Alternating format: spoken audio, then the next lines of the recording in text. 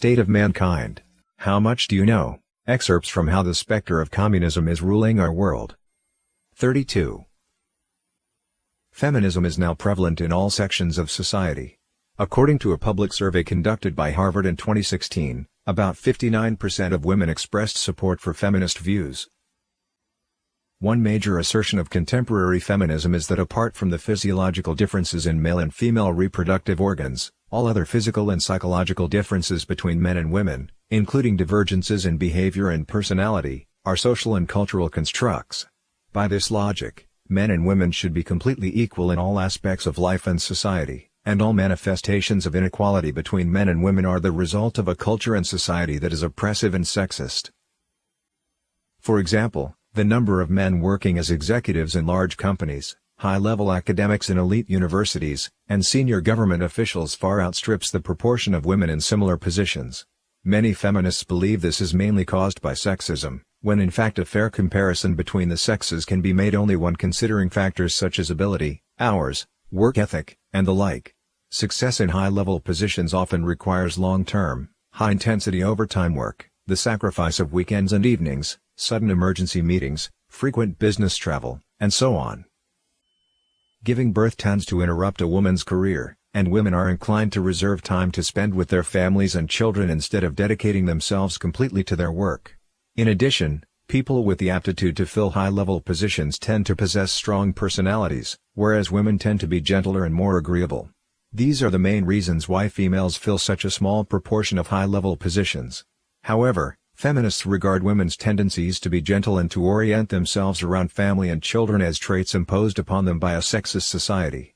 According to feminism, these differences should be corrected by services such as public daycare and other forms of welfare. Contemporary feminism cannot tolerate any explanation of inequality between men and women that bases its argument on natural physiological and psychological differences between men and women. All blame must be laid at the feet of social conditioning and traditional morality.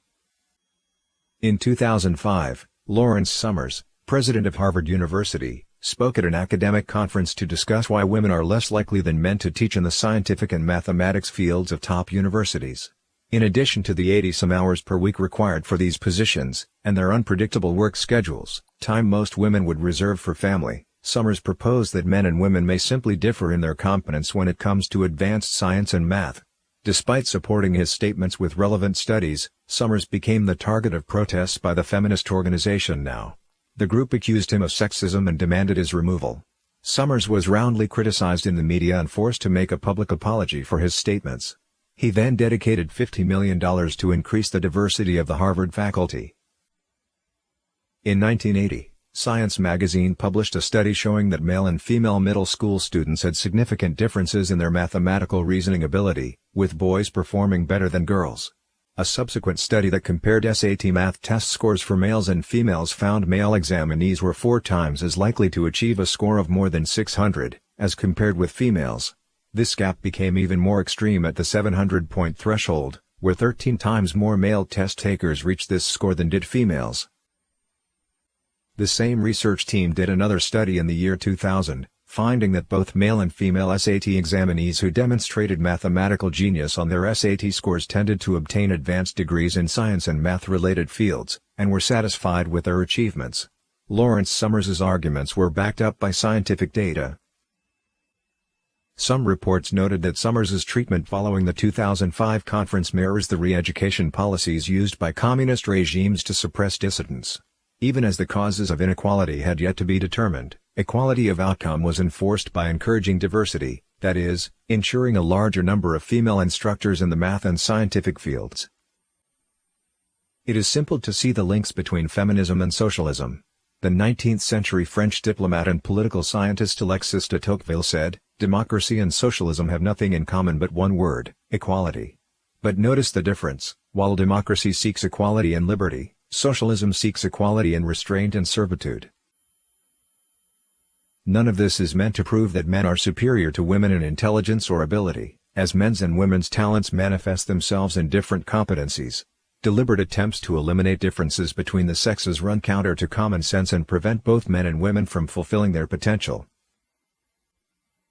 While the reasons for psychological and intellectual disparities between men and women may not be immediately obvious, denying their physical and reproductive differences flies in the face of fact. In the traditional view of both the East and the West, men are protective figures. It's normal that firefighters are overwhelming male. However, feminists, believing in absolute equality between men and women, demand that women take on traditionally male duties, with unexpected results. In 2005, the New York Fire Department allowed a woman to become a firefighter without passing the physical trials, which typically include completing tasks while wearing oxygen tanks and other equipment weighing 50 pounds. Other firefighters expressed concerns about this, saying that colleagues who couldn't meet the standards would inevitably create burdens and danger for the rest of the team and for the public. The fire department eventually hired the woman so as to avoid a lawsuit. Feminist groups had long blamed NYFD's high physical standards for the low proportion of women entering the firefighting force. The Chicago Fire Department faced similar challenges and was forced to lower the standard in order to increase the number of female firefighters. In Australia, many city fire departments have implemented gender quotas.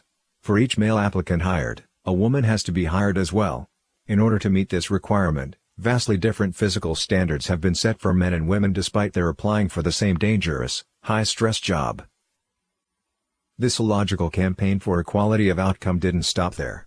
The quotas created friction between male and female firefighters, who reported that their male co-workers blamed them for being unqualified and incompetent. Feminist groups latched onto this as bullying and psychological pressure. This situation created yet another battle for feminists to fight in their ostensible crusade for equality. But this absurdity is a deliberate step in the plans of the communist specter. By challenging the supposed patriarchy, that is, traditional society, feminism undermines the traditional family the same way that class struggle is used to undermine the capitalist system. In a traditional culture, it is taken for granted that men should be masculine and women should be feminine. Men shoulder responsibility for their families and communities by protecting women and children, the very patriarchal structure that feminism challenges on the grounds that it confers unfair advantages to men while restraining women. Feminism has no place for the traditional spirit of chivalry or gentlemanly behavior. In a feminist world, the men aboard the sinking Titanic would not have sacrificed their places in the lifeboats so that the female passengers could have a better chance at survival. Feminism's crusade against patriarchy has also entered the realm of education. In 1975, a Pennsylvania court ruling on a lawsuit against the Pennsylvania Intercollegiate Athletic Federation ordered that schools must include both male and female students in all physical activities, including wrestling and American football. Girls were not allowed to abstain on the basis of their gender alone. In her 2013 book The War Against Boys, How Feminism is Harming Our Young Men, American scholar Christina Hoff Sommers argued that masculinity is coming under attack. She showcased the example of Aviation High School in Queens, New York, which primarily accepts students from low-income families. The school raised these children to high standards of academic achievement and was ranked as one of the best high schools in America by U.S. News & World Report. The school specializes in teaching its students via hands-on projects such as constructing electrical mechanical aircraft, and unsurprisingly, the class body is overwhelmingly male. Girls, while forming a smaller percentage of students, also perform remarkably and earn the respect of their peers and instructors. Nevertheless, Aviation High School faced increasing criticism and threats of lawsuit from feminist organizations demanding that more female students be admitted. Speaking at the White House in 2010, the founder of the National Women's Law Center took specific aim at Aviation High School as a case of gender isolation and said, "We are hardly going to rest on our laurels until we have absolute equality, and we are not there yet." For feminists, raising boys to pursue masculine traits of independence and adventure, and encouraging girls to be gentle, considerate, and family-oriented amounts to nothing more than oppression and sexist inequality. Modern feminism is forcing society into a gender-free future by attacking the psychological characteristics of men and women that characterize their respective sex. This has particularly severe implications for children and young people who are in their formative years and among whom increasing numbers are expected to become homosexual, bisexual, or transgender.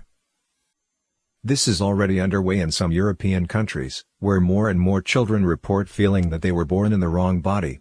In 2009, the Gender Identity Development Service, GIDS, based at the Tavistock and Portman NHS Foundation Trust in London, received 97 referrals for sex transitioning. By 2017, GIDS was receiving over 2,500 such referrals annually. Traditional society regards childbirth and the education of children to be the sacred duty of women, ordained by God or heaven. In the annals of both East and West, behind every great hero is a great mother. Feminism discards this tradition as patriarchal oppression, and holds that expecting women to be responsible for raising their children is a key example of this oppression. Contemporary feminist literature is replete with denunciations of motherhood and married life as being monotonous, boring, and unfulfilling. The bias of this dim view is apparent when considering the personal lives of well-known feminists. Nearly all of them suffer from broken relationships or failed marriages, or they are childless. Feminism has opened the door to all kinds of ridiculous notions. There are those who insist that the personal is political and see domestic conflicts as gender wars. Some consider men parasites who enslave women's minds and bodies. Others describe children as a hindrance to women looking to reach their full potential, and claim that the roots of oppression are in the family structure. Modern feminism openly proclaims that its aim is to destroy the traditional family.